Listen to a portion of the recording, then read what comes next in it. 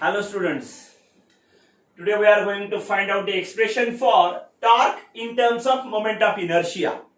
In the last expression, we have learned the expression for angular momentum of a rigid body rotating about a fixed line. In the same manner, we are going to find out the expression for torque acting on a rigid body. Actually, first we will understand what is meant by torque. Torque is nothing but it is a moment of force.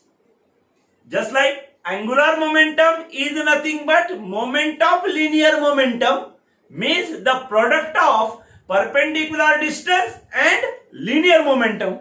Same manner, torque is the product of force and perpendicular distance of that particle or position at which this force is acting from the axis of rotation. Moment of force means what? Suppose this is the body which we have to rotate in this way. We have to rotate this. While rotating this body, if I am going to apply the force at this position, look, at this position, when I apply the force F1 at this point, at the same manner, the equal magnitude force will be acted on this another point. Just like this point moves through small distance x, then this point also moves through the same distance x, but in opposite direction. This force together, this force is acting in a pair, and that pair force is considered as a torque. For that torque, we have to find the expression, and that expression should be in terms of moment of inertia. Let us consider one figure here. Suppose this is a rigid body which is rotating about a fixed line or fixed axis which is passing through any point O on that body. Let the body consist of n number of particles. These n number of particles are situated at different distances. They are having different masses. We will consider their masses. Let m1 be the mass of the first particle, m2 be the mass of the second particle, m3 be the mass of the third particle, and similarly mn be the mass of nth particle. Then these particles are situated at different distances. Their distances are also r1, r2, r3, r4 and so on up to rn. This body is rotating with constant angular acceleration here.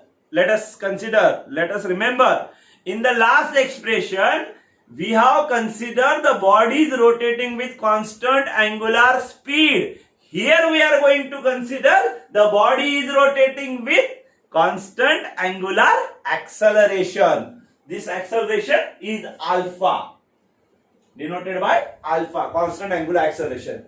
Let us consider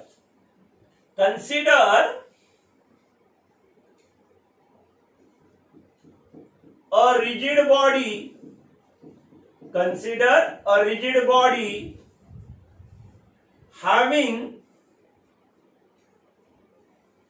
n number of particles,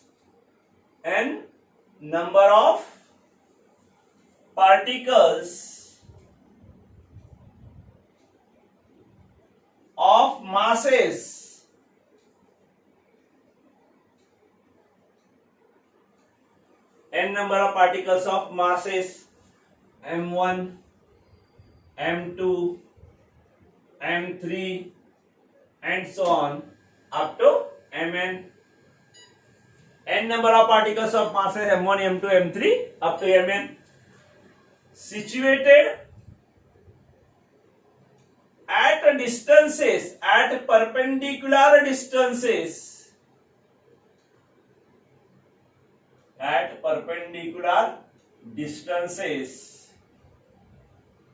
r1, r2, r3 and so on up to rn from the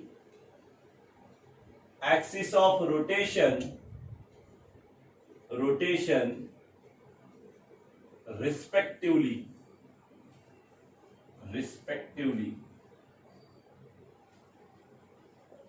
Let the body is rotating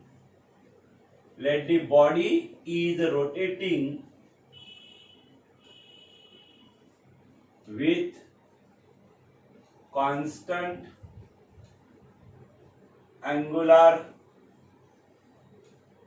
acceleration alpha.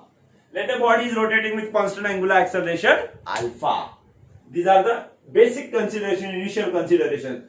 Consider a rigid body having n number of particles of masses m1, m2, m3 up to mn situated at perpendicular distances from the axis of rotation as r1, r2, r3 up to rn respectively.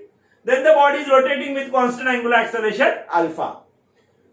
Here, as the individual particle is performing circular motion, its linear accelerations are different. Individual particles are having different linear accelerations.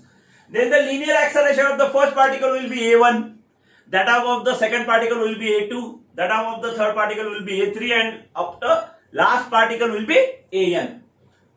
These linear accelerations are along the tangential direction. That means along the direction of velocity. In the last expression we have seen, the direction of velocity is along the tangent line. In the same manner, linear acceleration is along the tangent line. Their angular accelerations are constant, but linear accelerations are different. And that linear accelerations of the particles, though the angular acceleration is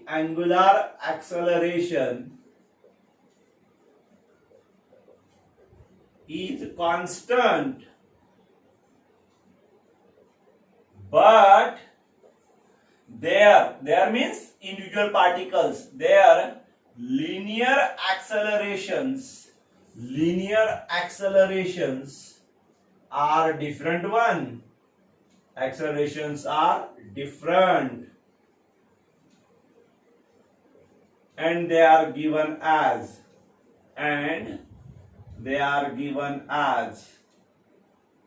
that accelerations are given as linear acceleration of the first particle a1 is equals to r1 alpha, that of second particle a2 is equals to r2 alpha, third particle a3 is equals to r3 alpha, and so on up to last particle an is equals to rn alpha. Then we can find out the forces acting on individual particles. The force acting on the first particle, that will be F1, and again it is along the tangent line. The direction of that force is also along the tangent line.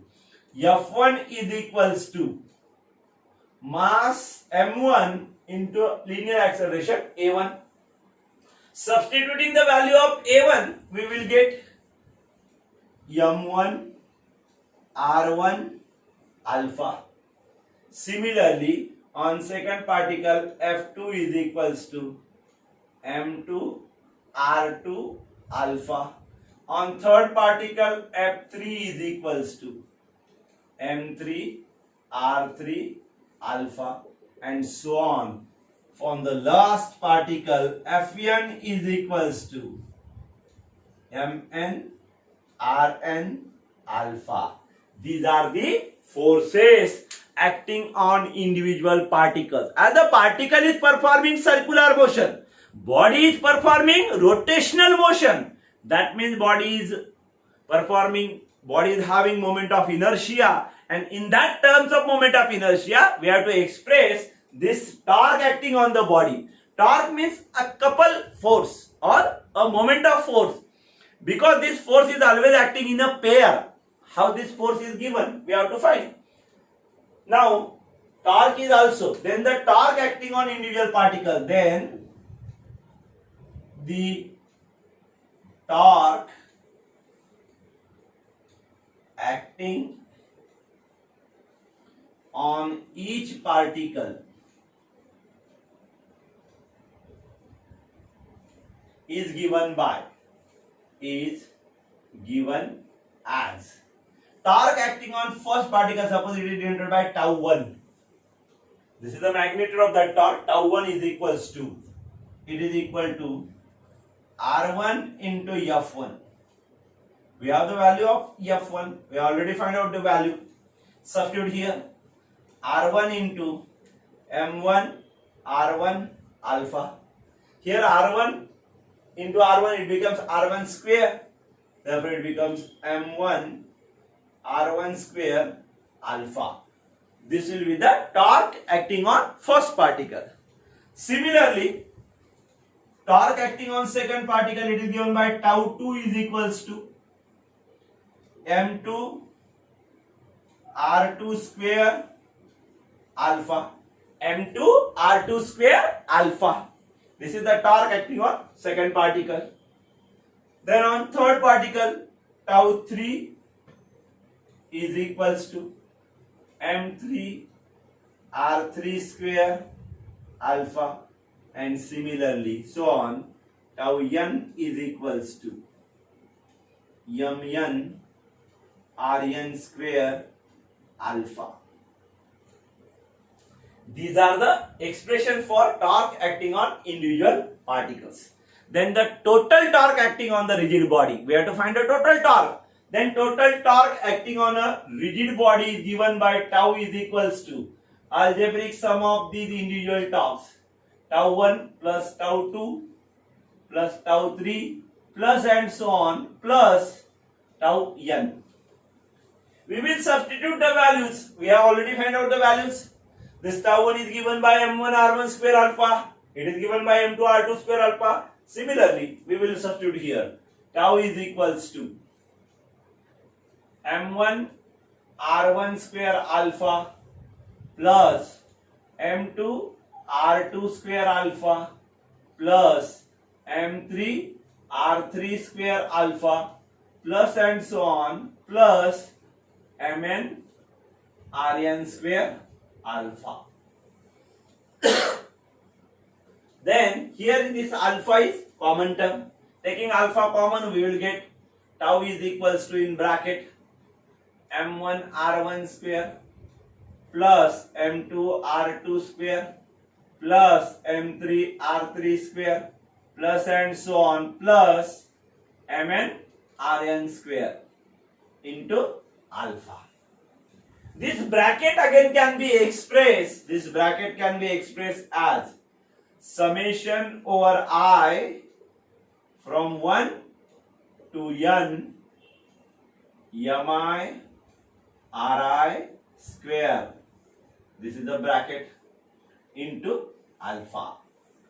But this bracket is nothing but a definition. But we can write here summation over I from 1 to n. This mi ri square is nothing but it is the moment of inertia of a body given by capital I. Moment of inertia. Rigid body is having term moment of inertia. This moment of inertia is I. Substitute this I here, we get tau is equals to I into alpha. This is the expression for torque acting on a rigid body in terms of moment of inertia. तर असं हे expression आहे पहा torque साठी. हे सुद्धा expression जसं तुम्हाला मी last lecture मध्ये म्हटलो होतो की जे अँग्युलर मोमेंटमचं एक्सप्रेशन आहे ते 3 मार्कांसाठी तो प्रश्न विचारला जाऊ शकतो. इन द सेम मॅनर या टॉर्क साठीच्या एक्सप्रेशनला सुद्धा 3 मार्काचा प्रश्न तुम्हाला परीक्षेमध्ये येऊ शकतो की find the expression for torque acting on a rigid body किंवा torque in terms of moment of inertia.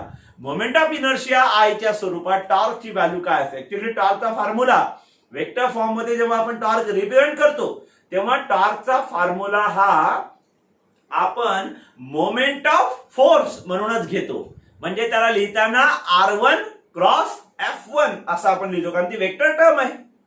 याच्यामध्ये आता हा जो formula tau is equals to I alpha, इथे काही अडचण नाही कारण की आय ही मोमेंट ऑफ इनर्शिया ही स्केलर क्वांटिटी आहे but alpha is a vector quantity. This tau is having direction that of alpha. Torque is having direction that of alpha. म्हणून tau is equals to I alpha हा त्याचा magnitude देणारा term आहे. हा vector सुद्धा alpha form मध्ये तुम्हाला त्याला लिहिता येईल. परंतु ओरिजिनली आपण टॉर्क जेव्हा एक्सप्रेस करतो tau is equals to r1 cross f1 vector r1 cross vector f1 असं आपण त्याला लिहितो कारण त्याला आपण मोमेंट ऑफ फोर्स असं पण म्हणतो. तर असं हे एक्सप्रेशन आहे जे 3 मार्कांसाठी तुम्हाला परीक्षेमध्ये विचारलं जाते.